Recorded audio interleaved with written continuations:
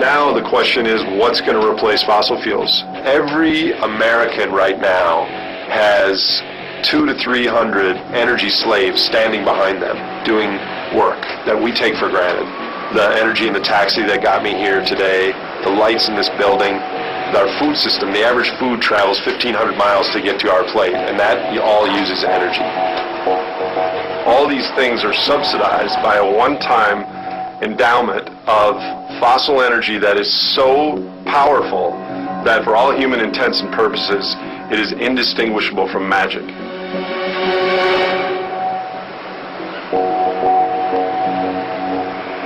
Higgins believes the current global depression is the beginning of an economic collapse that will intensify as natural resources run out and alternative energies fail to replace them in time. Technology is in a race with depletion, and depletion is winning. People need to recognize, okay, we live on a finite planet, and we have virtually infinite wants and perceived needs. But those two trends are butting up against each other, and what are we going to do about it?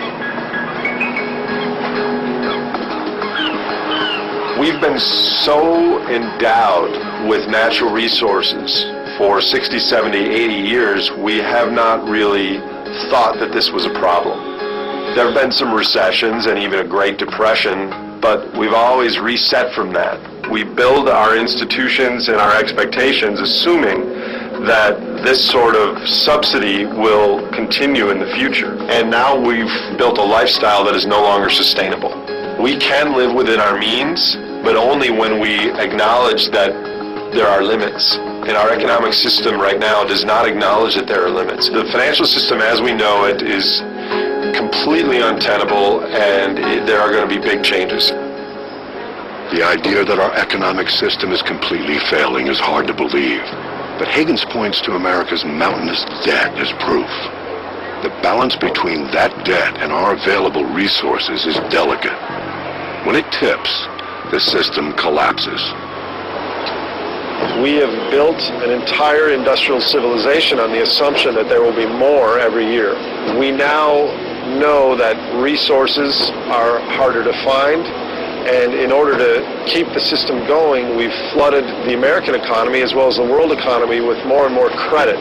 We've created a large debt overhang, and right now we're kind of in this Wile E. Coyote moment where we've fallen off the cliff and the government is supporting the feeling that things are okay, but in reality, right around the corner, there's some very different trajectories. Basic needs, food procurement, water, just knowing that people are going to get fed is going to become more prominent in people's minds, just like it did in the Great Depression.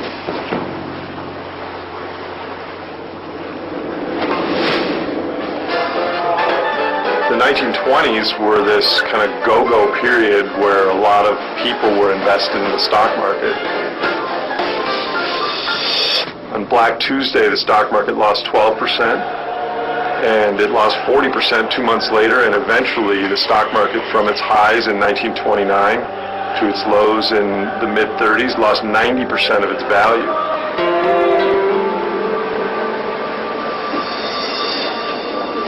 In the Great Depression, around 35 million people lived in families where no one had a job out of a population of 120 million. So during that decade, the average income of those people that worked declined 40%. So it was pretty desperate back then. The government is attempting the same things that it attempted in the 30s by borrowing money and stimulating the economy. But the problem is we can't continue to inject money from thin air into a system and continue to think that it's going to hold together. You cannot solve a credit crisis by adding more credit, period. The American economy rebounded from the Great Depression to become larger and more dynamic than ever before, reinforcing the theory of cyclical markets, in which booms are followed by busts, and then ultimately a bigger boom. Higgins cautions, this belief is more faith than fact. I believe the United States is insolvent, and that some of these debts that we've incurred from the past are going to come home, and we're going to have to face the reality. The moment of bankruptcy comes when people want the money. when they want the claims to be paid off. America, unfortunately, is asleep with a lot of these issues, and part of this is due to cognitive dissonance.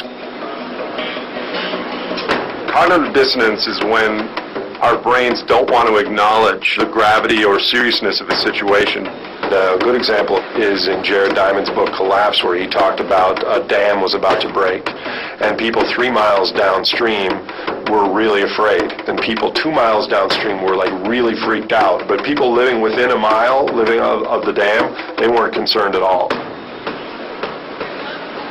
If things are too frightening and too threatening, our brains tune it out because it would affect our behavior and it would be too painful to accept. So peak oil and peak credit and the depletion of cheap fossil fuels and what that means for the end of growth, it's too overwhelming. The financial reckoning that's coming could include many different scenarios. It could be no more U.S. currency and the U.S. currency is replaced by something else. It may happen that you have $100,000 in your bank and the next day you wake up and you have 10,000 Patriot dollars or something like that. It's happened many times. People remember Weimar Germany in the 1920s, where there was the end of a system of claims, an end of a currency, and there was something that would replace it.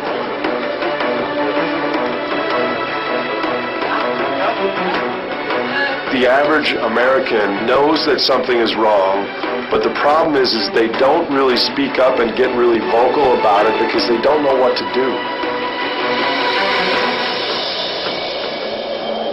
Higgins feels this unprecedented financial crisis is the greatest threat to America today.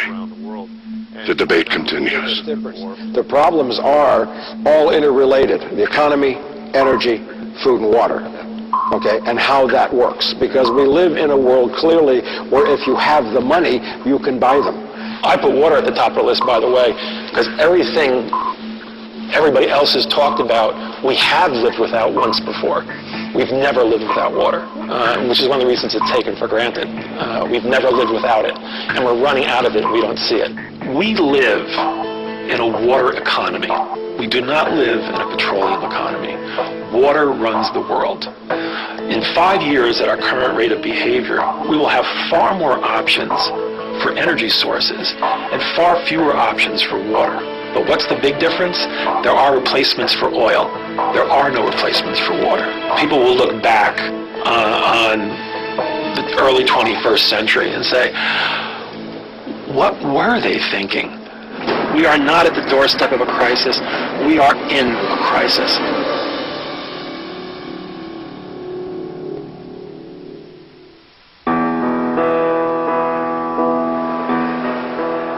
The story of every empire is one of rise and fall. Yet while the United States has seen its share of hard times, the expectation has always been one of boundless growth. History, however, promises one day we will take a long step back. Some men believe that day is today. Regardless of what our press releases are, it doesn't seem to me that we are making a better world to live in. My experience is the quality of life has been deteriorating rather than getting better. That sounds like that assumes we're just, at base, a cynical, selfish species. The human race has many redeeming qualities. The problem is which ones we choose to make paramount. The problem is which ones we choose to make our North Stars, if you will. I would still argue that the most pressing, predictable problem is an ongoing economic crisis. We've come across this huge abundance of resources, and we're burning through those. And it's only until we see the bottom of that barrel will we start to change what we compete for and start to use technology as how do we get out of this mess.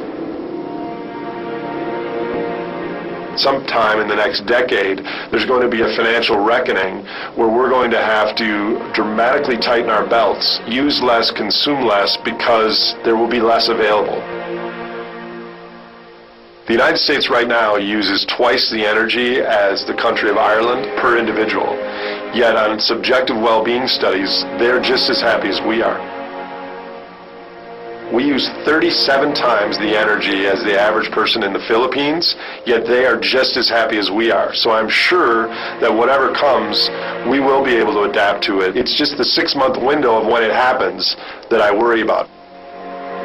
One comment I'd like to make, though, is we're talking about what the most urgent problems are. Do we care about the next generation? Do we care about other species? Do we care about 300 years from now how many species or humans might inhabit the planet? Or do we just care about 2025? I mean, most people, frankly, care about this weekend. Yeah. Here's a subtle point. We evolved to not address a situation until it stared us in the face. There's something in economics called a discount rate, which is how much we value the present versus the future. A discount rate of 1 means we care only about this second. If you feed a goldfish, if you go out of town for 4 days and give it 4 days of food at once, it will eat until it explodes. Discount rate of 0 is like a robot, where you would live for 1,000,000 years and you care about today the exact same as you care about the year 2177.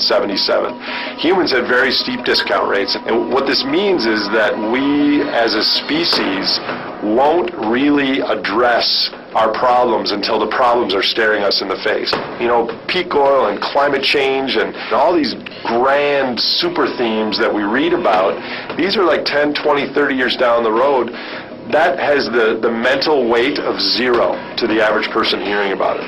If there's no toilet paper at the grocery store today and you heard that there's not going to be any anywhere in the country, that's like, oh my God, stock up on toilet paper. So people need an environmental cue showing them that scarcity or change is going to happen. Higgins believes people don't recognize change until it's staring them in the face.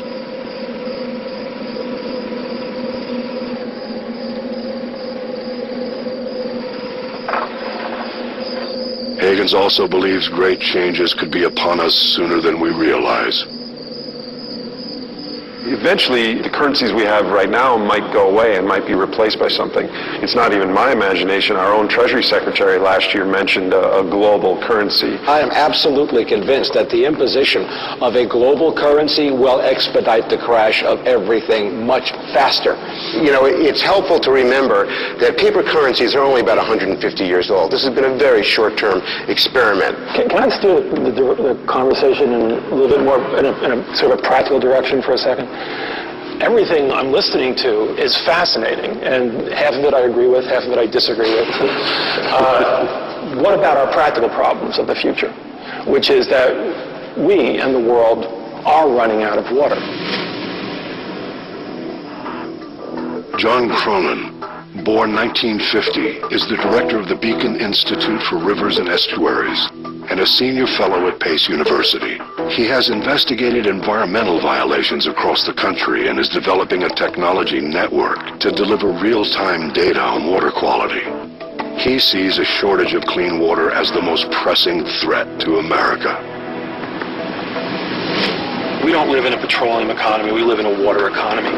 When we lose it, we lose American life as we know it right now. Water is the substance upon which we depend. It is the foundation of life, it's the foundation of the planet.